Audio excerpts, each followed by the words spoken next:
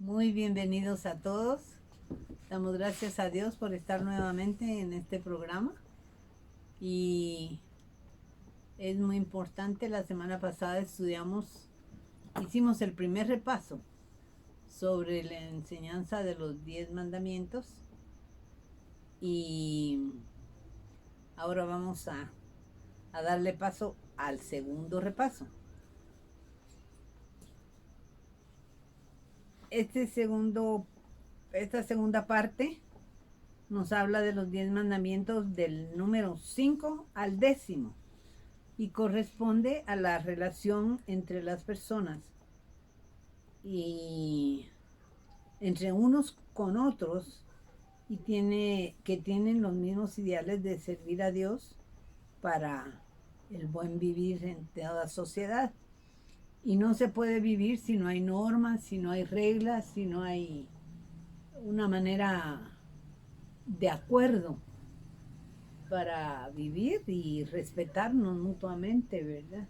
Es una estructura necesaria, absolutamente necesaria. Yo creo que si miramos cuándo y por qué Dios dio los mandamientos, no solo los 10, sino todos los mandamientos que están en la ley de Dios, nosotros podemos comprender algo. Dios acababa de sacar una nación de la esclavitud de 400 años de Egipto y tenía que llevarlos a la tierra prometida. Pero el problema es que un pueblo con mentalidad de esclavos jamás va a poder prosperar y jamás podrá tener un gobierno que pueda realmente ser un canal de bendición para toda la población. Entonces, Dios lo que hizo fue que sacó a Israel de Egipto y lo llevó al monte Horeb o Sinaí, y allí le dio todas sus leyes. Esas leyes no solo tienen que ver con la relación con Dios, sino tienen que ver con la relación entre personas. Y ustedes pueden ver que de los 10 mandamientos, nosotros tenemos relaciones entre personas, pero en mayor cantidad de mandamientos hay mandamientos que tienen que ver con autoridades, como el respeto a la autoridad, como el respeto a Dios, el respeto a los líderes, la manera de gobernar. Todas esas cosas vienen a conformar la manera en que Dios trató al pueblo. Lo que puedo decir así en forma resumida es, Dios llevó al pueblo al monte Horeb con el propósito de transformar los esclavos en personas libres, no solo de, de una esclavitud física, sino libres mentalmente. Cada persona tiene que llegar a ser libre y a entender quién es para tener el potencial de desarrollar su vida en lo mejor posible. Y si nosotros vemos, el plan de Dios es que el pueblo que Él escogió, Israel, fuera un pueblo próspero. Costó mucho, porque los primeros siglos fueron terribles. La historia de los libros de los jueces son tremendas. Y tiene épocas de victoria y épocas de oro y épocas de desastre. Pero en general, todos aquellos que toman esto como una orden de Dios para sus vidas van a ser libres y van a ser prósperos. El mismo Jesús dijo, si ustedes obedecen mis palabras, serán verdaderamente libres. Entonces, eso es lo que Dios pretende cuando nos da estos mandamientos y cuando nos habla de las relaciones humanas. Porque yo digo que es una cosa difícil también para nosotros tener buenas relaciones con todas las gentes. Hay gente que nos lleva de punta, hay gente que le caemos mal, hay gente que siempre, siempre está apoyándonos para que nos enojemos. Hay un montón de cosas y nosotros tenemos que aprender O sea a que vivir. Dios utilizó esta época en el desierto para transformar a un pueblo de esclavo en libre. Ese era el propósito de todo ese tiempo, Digámoslo ¿verdad? en otras palabras, el desierto representa un proceso de discipulado para que el pueblo aprenda a vivir lo Como que se Dios les quiere. enseñó en la ley. Sí, pues él Entonces esperaba, ese es el proceso del desierto. creo que él esperaba formar una nación próspera y pujante, Así pero es. se llevó su tiempo, Así es. hasta muchos años después y todo, ¿verdad? Porque yo estaba leyendo en Deuteronomio 4:8 que nos dice, ¿qué nación hay tan grande que tenga normas y preceptos tan justos como esta ley que hoy les expongo? Y yo creo que son palabras de Dios para el pueblo de Israel, ¿verdad? Y Exactamente. Porque son mandamientos justos, es decir, justicia. Y si nosotros analizamos esto, la justicia tiene como resultado la paz. Y entonces el pueblo que vive en una justicia real va a tener paz. Cuando hay injusticia, no hay paz. Curiosamente, la ciudad de Jerusalén, Jerusalén, quiere decir ciudad de paz. ciudad de paz. Y todo el tiempo está en guerra. Pero esperamos una ciudad que va a descender del cielo, y esa nueva ciudad es la Jerusalén. nueva Jerusalén, y vamos a habitar en ella y vamos a ser felices Amén, así por es. siempre, habitando en la verdadera paz que Dios estableció para esa ciudad. Y yo creo que es bueno que, aunque sea breve el tiempo, ¿verdad?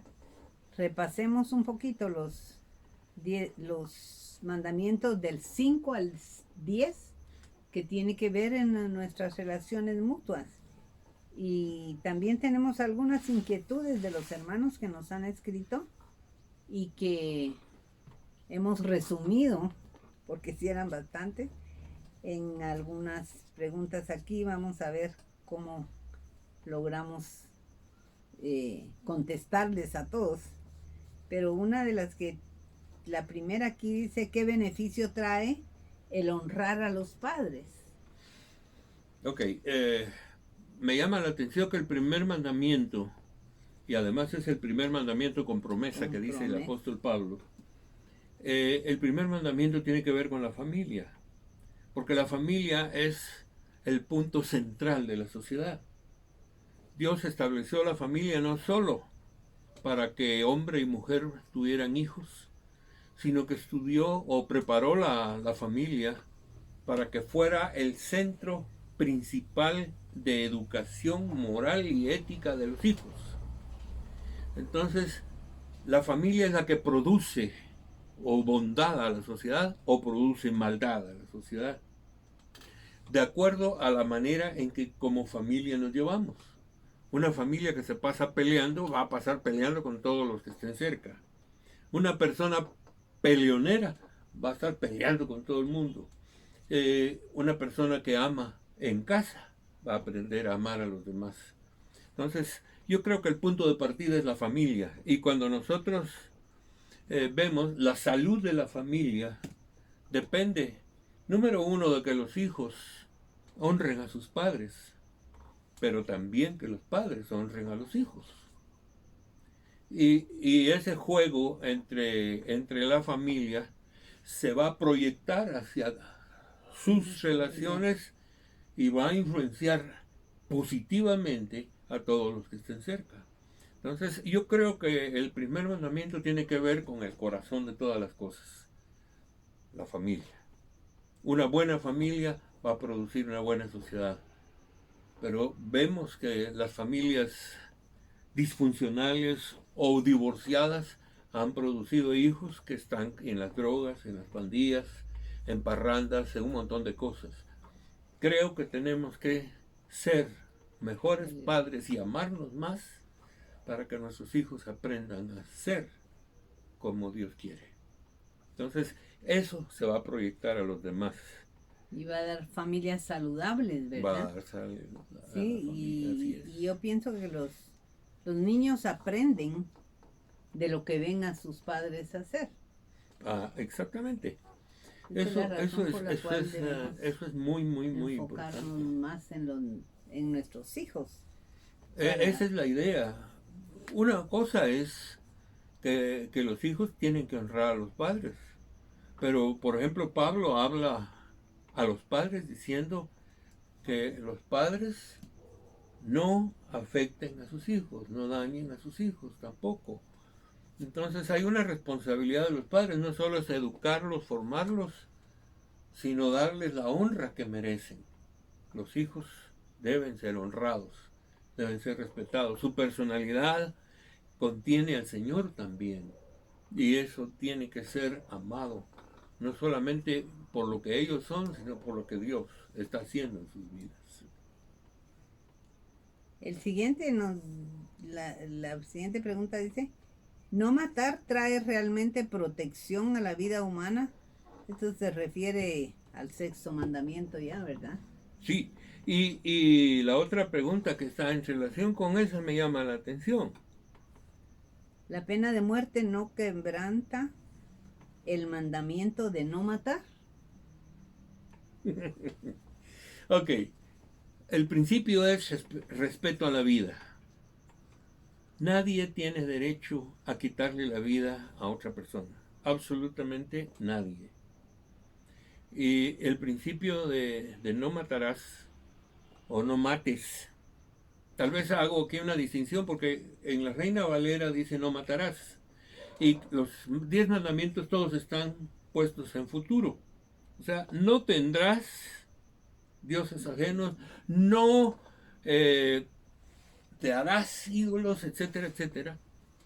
Pero la nueva versión internacional lo tienen presente. No mates.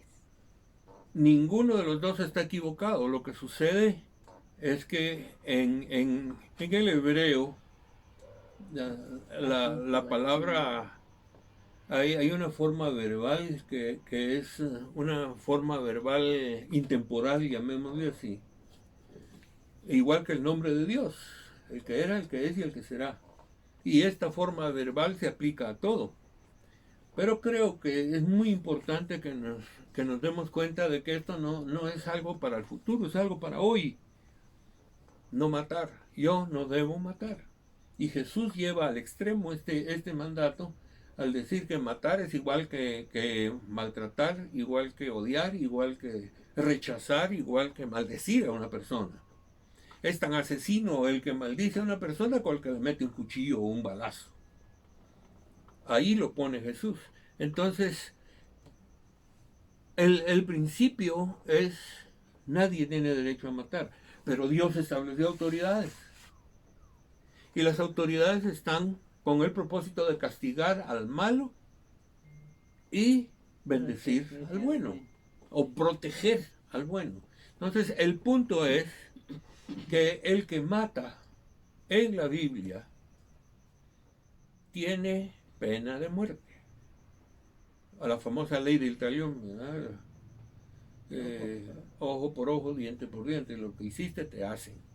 Entonces, yo lo que puedo ver es que las autoridades tienen la obligación, y es una obligación moral de su puesto, de su función. No es la persona, es la función, es la autoridad que tienen. Esa autoridad se ejerce porque si una persona es asesina por naturaleza, nadie va a esperar que se componga. La orden de Dios es anúlenlo, aniquílenlo, mátenlo. ¿Por qué razón? Curiosamente, ¿saben una cosa? A mí me llama mucho la atención. Tal vez esto va a alargar un poco la cosa, pero voy a tratar de ser breve. En el libro de Génesis, cuando Caín mató a Abel, la palabra dice que literalmente la sangre de Abel reclama justicia desde la tierra. ¿Y cómo se logra la justicia? Con el castigo del que mató. Dios no mató a Caín, pero le puso un castigo, digamos, que según Caín fue más duro que si lo matara. Entonces, nosotros debemos ver que ese tipo de cosas son así. Entonces, nosotros debemos medir qué cosas son como pena de muerte. El asesinato vil flagrante, la extorsión, el, Asalto, el asalto, robo, el capturar personas para pedir dinero. Todo eso es pena de muerte. Cuando no lo cumplimos, entonces el mal crece. Sí. Así es como funciona la cosa. El mal crece mientras más flojera hay en Entonces, la autoridad. lo que es, debemos respetar la vida, pero la autoridad tiene la obligación y la responsabilidad de que para que la vida de los buenos permanezca, hay que atrapar a los malos y según la maldad, así sucederá que ese sea el castigo. Y luego nos habla del séptimo mandamiento en que nos preguntan qué beneficio trae a la sociedad no cometer adulterio. Bueno, el adulterio literalmente es traición. Dios hace una equiparación entre el adulterio entre esposos y el adulterio espiritual. El que tiene a Dios y se va atrás de otra cosa es un adúltero. Como dijimos ya, esa idolatría es el pecado más terrible que tiene el ser humano. Y ahora lo comparamos con el adulterio. Porque el adulterio es simplemente traicionar a la persona que amamos y relacionarnos con otra persona. Yo creo que eso es uno de los puntos muy comunes en nuestra sociedad, pero que al mismo tiempo es penado por Dios y es prohibido por Dios. Incluso cuando Pablo aborda el tema, él dice que si una persona se divorcia, no se vuelve a casar. Y tiene que tener el cuidado de permanecer soltera. ¿Por qué razón? Porque hay muchos problemas. Una persona que en el primer paso tuvo una traición o un problema, lo más seguro es que ese problema le quedó adentro y lo va a llevar a un nuevo matrimonio. Y ese nuevo matrimonio va a empezar mal. Así que hay que ver que eso desaparezca de la vida de las personas. También yo creo que ya está contestado la siguiente pregunta, porque dice, ¿por qué es tan malo el adulterio? Porque destruye las familias.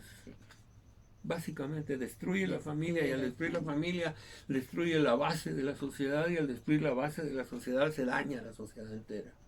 Y es como Dios visita la maldad de los padres sobre los hijos y se va volviendo como una cadenita familiar. Y así es. Por eso es que las tantas familias que están separadas y los que más afectados salen son los hijos. Tenemos también la pregunta sobre el octavo. No robarás. ¿Por qué debemos evitar robar? Sí, yo creo que es la única sobre este tema. Sí, porque el asunto, tal vez empiezo respondiendo a la siguiente, porque cada persona, Dios le dio el derecho de tener sus propiedades. Todos tenemos derecho a tener vivienda, tenemos derecho a tener muebles, a tener cama, a tener lo que Dios nos bendice. Ahora, el robo es básicamente quitarle a la gente lo que le pertenece. Ese es un problema que es bastante serio, porque miren, está metido en el corazón de todos. Yo digo que cuando yo era niño se utilizaba un término entre mis compañeros que se le llamaba el gavetazo. El gavetazo era encontrar donde los papás guardan la plata y robársela e ir a gastársela en algo. Y todo el mundo le daba gavetazo a sus papás y era una manera de estar robando. En realidad, el inicio de algo es el inicio de algo que puede llegar a ser muy grave. Pero gracias a Dios a veces es simplemente un problema humano que hay que controlar con disciplina. Pero el robo es una mala formación en los principios que se desarrollan en el corazón del ser humano. Y luego nos habla también en qué consiste el derecho de cada persona, que es lo que Eso es lo que estábamos hablando. Cada quien tiene derecho a tener sus propiedades, ¿verdad? Luego viene la siguiente, con no decir, no mentirás, no levantarás falsos testimonios contra tu prójimo, ¿verdad? Y la pregunta aquí ¿es el chisme tan malo como dice la ley? ¿O es el chisme un juego agradable? Pues estaba viendo que hay algunos programas en televisión en donde el chisme es la forma de desarrollar el programa. Del programa. Y tiene mucho público. Porque como que nos gusta andar pelando o andar hablando mal de otras personas. Y hay un problema real, porque miren, hablar mal de otras personas tiene la implicación de estar utilizando la mentira en lugar de la verdad. Y yo creo que el apóstol Pablo utiliza estos dos términos, de robar y de mentir. El que robaba ya no robe más, y el que mentía ya no mienta más. Yo creo que es importante que nosotros miremos que la mentira es una manera de falsear la realidad, porque todo lo que no es verdad es una falsedad de la realidad que debemos vivir. Entonces, el chisme va un poco más lejos, porque es estar hablando mal de una persona y hacer creer a los demás que esa persona es peor de lo que parece.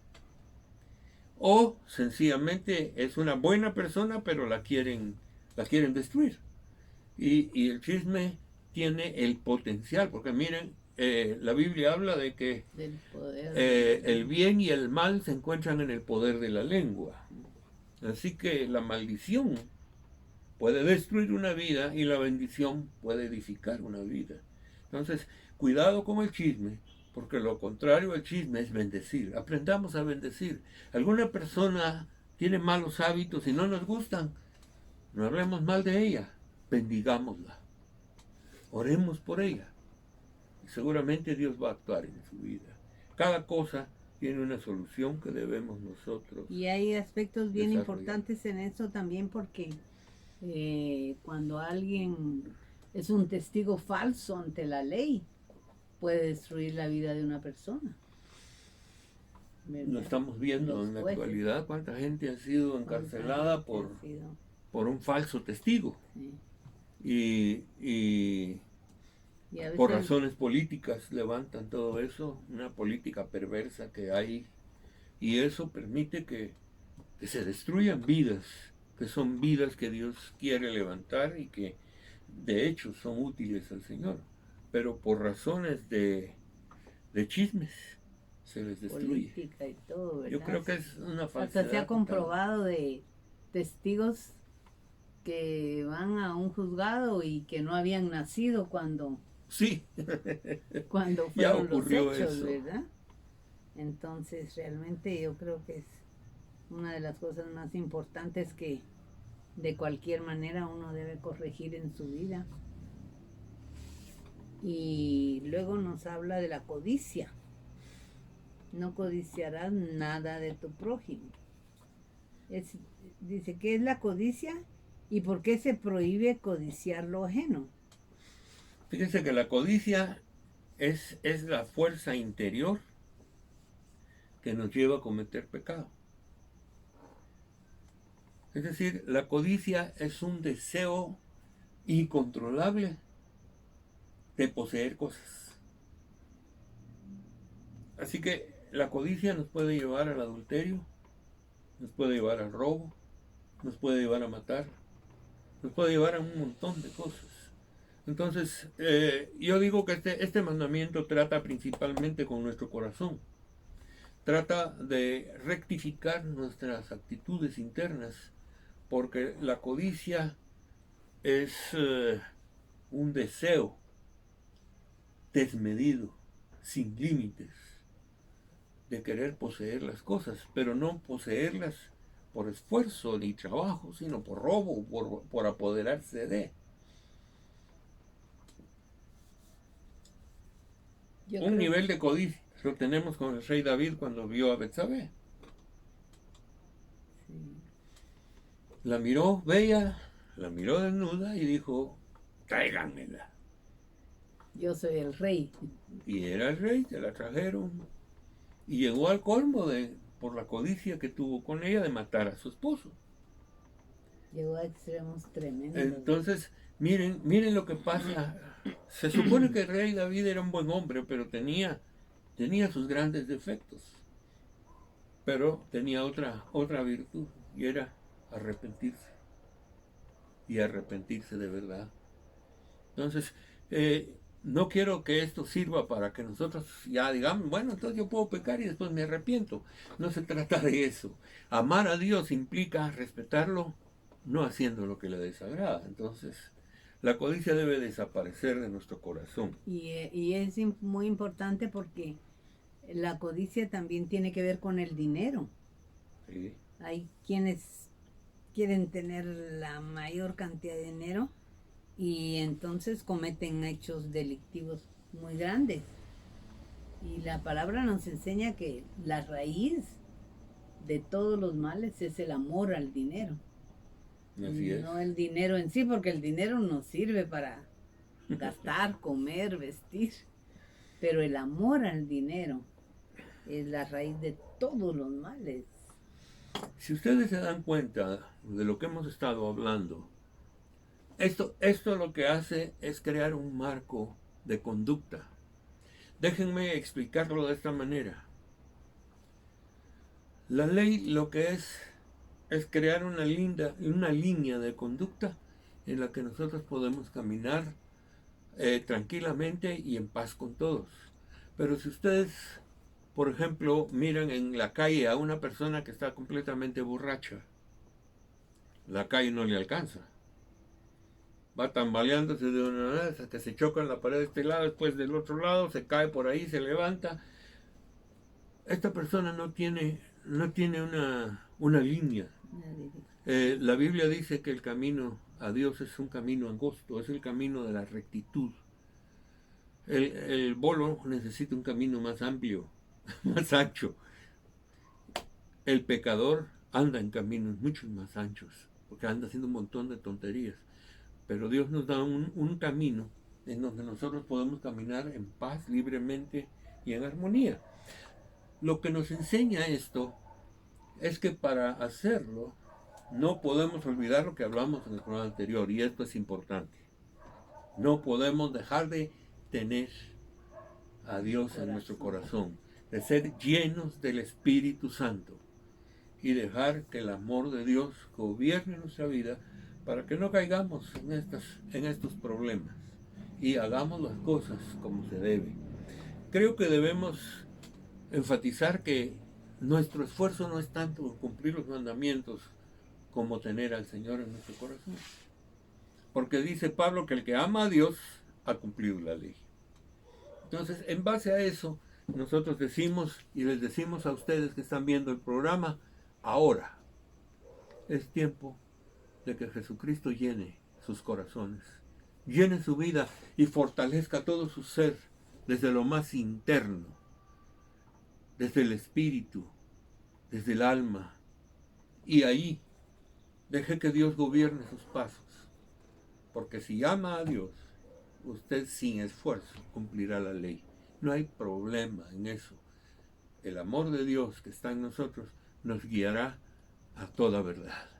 Gracias a Dios por el tiempo que hemos tenido de estudiar estos mandamientos.